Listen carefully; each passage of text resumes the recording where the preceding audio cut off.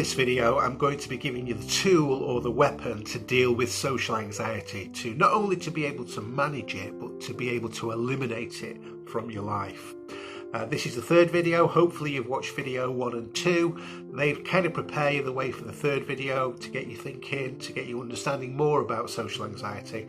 And being able to understand social anxiety will be preparing you for this video, which is about cognitive behavioural therapy to help you to be able to train yourself to think and feel differently.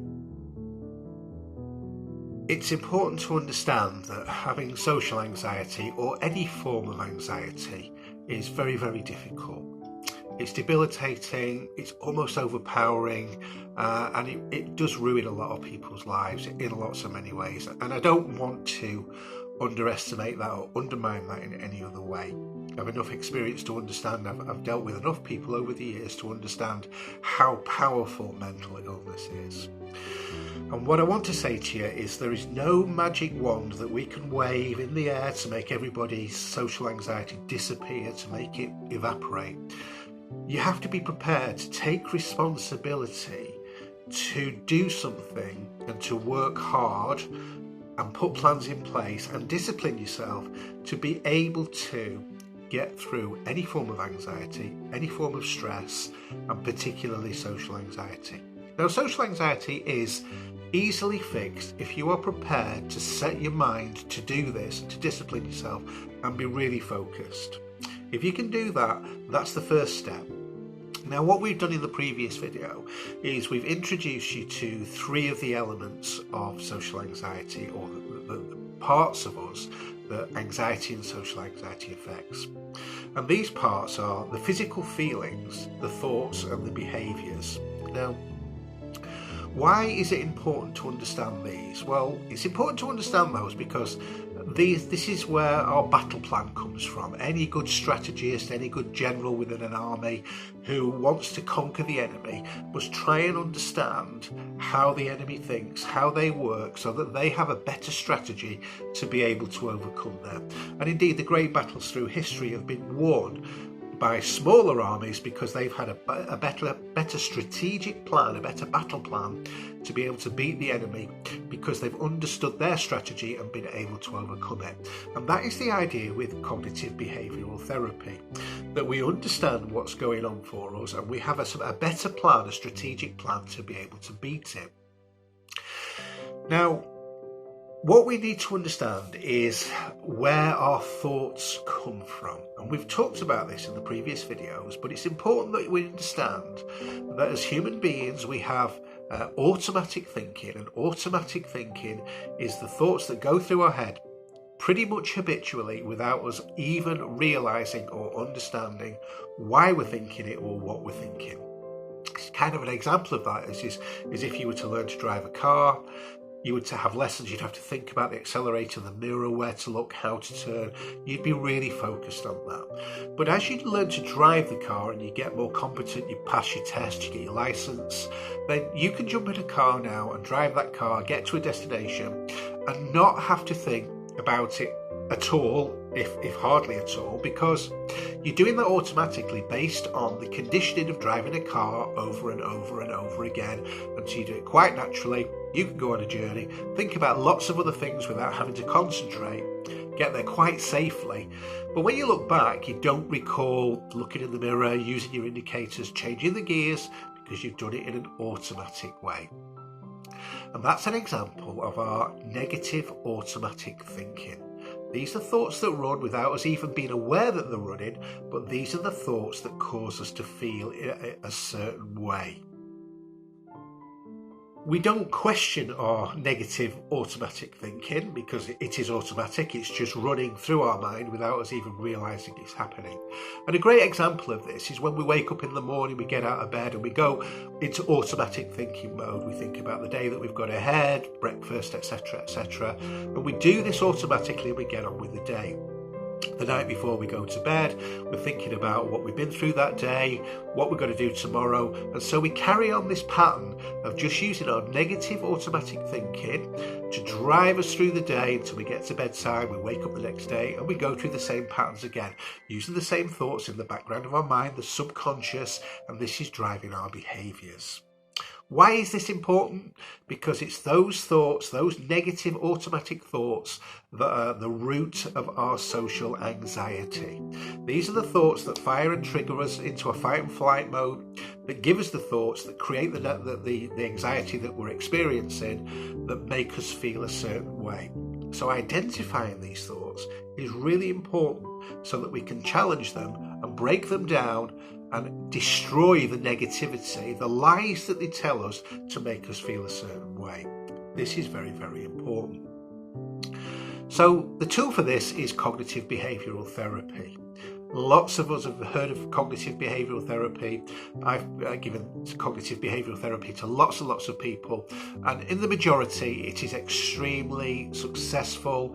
It's been around for many years and it's a proven tool to actually get you through CBT. And what I want to do now is introduce you to CBT, some of the forms that we fill in, the log, the thought records, how they work, and how I want you to apply them to be able to get through your social anxiety. So why do we choose to use a CBT log? Well, quite simply, a CBT log trains you to pay attention to your thoughts, those negative thoughts that we're often not aware of. It trains you to pay attention to those thoughts and allows you to dismantle those thoughts in a structured way so that you are able to rationale with the way that you think and feel, and to be able to put more constructive and positive influence into the way that you think. When you start to think differently, this then affects our feelings, which the knock-on effect is to the way that we behave. So social anxiety, any sort of anxiety, is a product of the way that we feel, which causes the behaviour of avoidance, of shyness, of not talking to people. So it's important then that we really understand what our thoughts are, how we can modify them, or challenge them more to the point, that affects the way that we behave. Cognitive behavioural therapy is a written record of your thoughts and a record of how you've modified those thoughts. Here on screen you can see some of the examples, or one of the examples that I may use. These are available for download anywhere on the internet. There's lots and lots of them. What I would advise you to do is find one that suits you personally, that you find comfortable to use, as long as you're getting the basic parameters in there and getting the right techniques in place. This will really, really help you. I find this one really useful. As you can see here on this first worksheet, at the top of the sheet it has a situation. Now what your situation is the event that you're thinking about in the future that is causing you to feel anxious. So let's say, for example, the situation is that you've been invited to a wedding, a party, an evening function that you are terrified to go to because you suffer from social anxiety. Well, in the top box, what you would do there is write the situation. You describe what the situation is in a little bit of detail to say this is what the situation is. Then if you look into box 2, it's your automatic thoughts. And in box 2, you're going to list your automatic thoughts that you're having about going to the situation that is causing you to be anxious. So these thoughts may be, oh no, I'm not going to look good, people will be laughing at me, I'll never know what to wear, I'll look stupid, when I get there I'll have hot flushes, people will notice I'm sweating, I won't want to speak to anybody, I'll stand in a corner, people will look and point at me, I'll feel embarrassed, I'm not going to fit into this place. And what this does, this causes the physical sensations of the anxiety based on the thoughts that you're telling yourself. So these thoughts are recorded in this box. Now, box 3 at the bottom says about the emotions that you feel. that you think that you should tick, and these are the thoughts. So you may feel anxious or nervous, you can tick that. You may feel irritated, you may feel embarrassed, you may feel sad, or you may feel other. And it's important there that once you've documented your automatic thoughts, that you document the emotions that you attach to those thoughts. And then in part 4, just to the right of the form, it's got thinking errors. So are your thinking errors all or nothing, fortune telling or catastrophizing, etc.? You can see the list there. Now, if my thoughts are that I'm going to go to this party and everybody is going to laugh at me or think I look stupid, then what we're doing there, for example, is we're fortune telling. We're thinking about a future event, we're presuming something that's going to happen in the future that we have no idea that's going to happen. So looking down this list here, we can see lots of different, or half a dozen or so, labels that we will use, which we should attach to our automatic thoughts. We might be labelling ourselves, we might be using should statements, etc. Now, this part of CBT is really important, and I would recommend that you spend a lot of time really identifying what you are thinking and how you are feeling at this stage. Because if you do a really good job of this particular part, of really digging into how you feel and what could happen and what those thoughts are around them, you're giving yourself lots and lots of meaty information that you're going to be able to challenge in the next part of CBT. So it's important that you take this really properly and really put your thoughts and feelings into it, and try and live the moments of going to that party and feeling those emotions and documenting them properly. Now, as we go through the CBT log after that first part, you'll see that in section 5 it talks about using disputing questions in challenge. Okay, so what that means is what would your anxious self say? And you can write in that top column and that top line there, your automatic thought, the anxious self is saying, when I get to this party, people will be looking at me and staring at me because I look stupid. Okay? And that is a negative automatic thought to or a response that somebody with social anxiety would have. And they would have had these thoughts leading up to the event as well.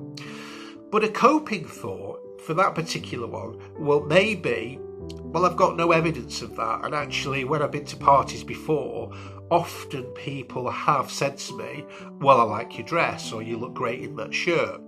So what you're doing there is you're identifying a more realistic thought as to what your anxious negative thought is. You may have another anxious thought that may well be, well, nobody will speak to me, I will go bright red, I'll stutter over my words, I'll end up standing in a corner. And then your coping self, when you think about this, is, well, actually, I'm going with a friend. Generally, I will talk with my friends so I don't feel left out. They're usually very chatty, and my experience in the past is when I've been to a party, although I've been quite nervous, people have generally come and said hello and been very pleasant, and we've generally had a good time. So there's no real evidence to support the anxious thoughts.